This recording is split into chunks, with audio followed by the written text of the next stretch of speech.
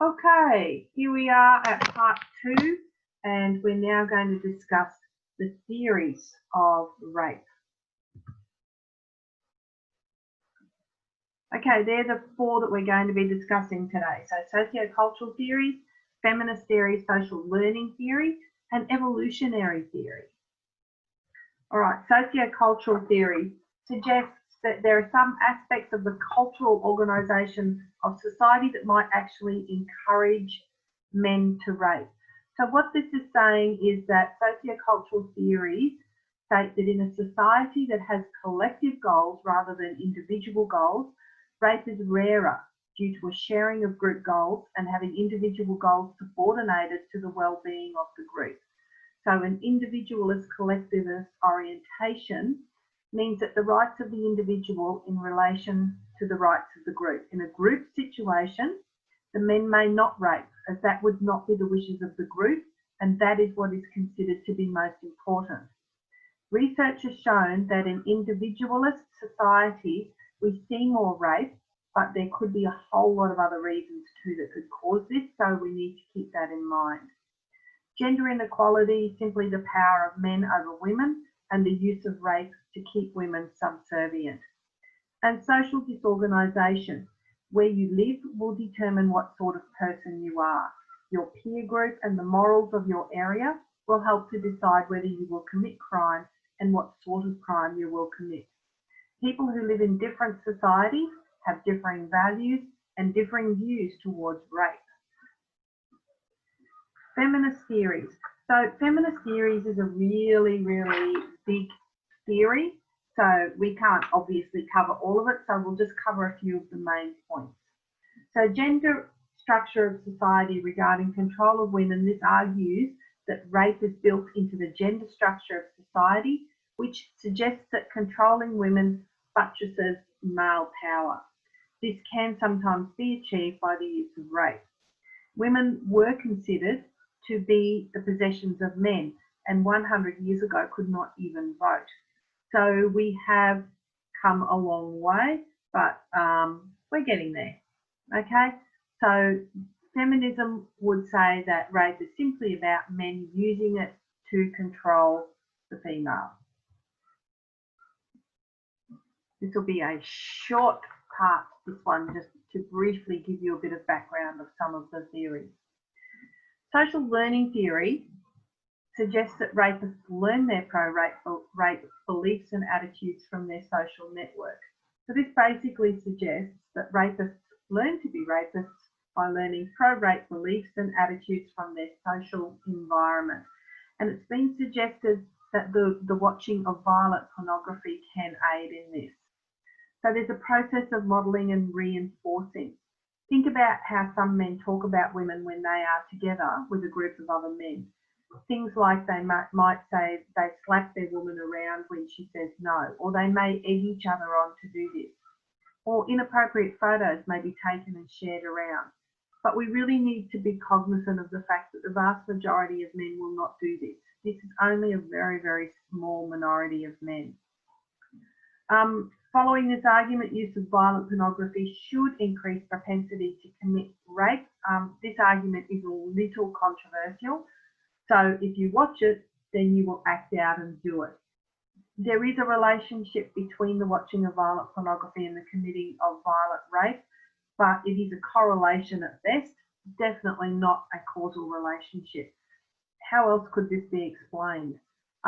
Well, some of them already have sexual fantasies, so they're more likely to sexually abuse because they're the ones that would be watching this type of porn. So if the fantasy's already there, you're going to watch the porn anyway, and that can make you more susceptible to go and sexually abuse someone. Okay, but there is little evidence to support that there is a causal relationship between pornography and rape. Evolutionary theory. All right, the process of evolving and natural selection happens over many, many generations. So looking back hundreds of thousands of years ago, what type of characteristics would the men who fathered children have? Well, they would be the stronger men. So the stronger men would father the children. The idea here is that rape is used to impregnate the women to ensure the genes of the man continue. Therefore, the victims need to be of an age where they are capable of conceiving. So they're not going to be raping older women, they're going to be raping young girls that they believe they can get pregnant. This is like survival of the fittest. Okay? It examines rape to the extent that it serves a purpose. Therefore, the rape is at least partially sexual, not only related to violence. Feminist theories say that it's only about the violence and the power, but this theory says it is about reproduction. But of course, males and females don't necessarily share the same interest in sexual reproduction. Once women have had babies, they don't want to be pregnant again straight away. And the reason that they'll try and impregnate lots of women is because simply a pregnancy goes for 9 months, then the child has to be looked after and raised. So women can't be producing more than one child, every year to 18 months, 2 years at the most. So that's why they will go and try and impregnate lots of women to ensure that their genetic line goes on. And there are times that the males may want to prevent the female from exercising choice over an appropriate partner. So they'll take that choice away from them by removing the male. Evolutionary theory is used to explain why a lot of stepfathers will kill stepchildren, because they're not invested in that child, because there is no genetic link. And they're saying this all comes back to evolutionary theory. I don't know about that, but anyway. Okay, so legislation. What is the legislation? Well, we had this legislation come in 2003 to detain sexual offenders past their prison sentence if they're dangerous and likely to reoffend. So someone like Dennis Ferguson, he served his full sentence. So what do we do with them after they do that? He would never admit to the fact that he was a child sex offender. He just wouldn't at all. Didn't believe that it was anything wrong with it. So we let him out, and what's going to happen, he is really, really likely to reoffend. So you as, students now of criminology need to start to think, is this legislation right or fair? These men have served their full sentence that was imposed upon them by the court, but we're now keeping them in prison for an indefinite supervision past the end of their sentence, if the judge considers them to be high risk.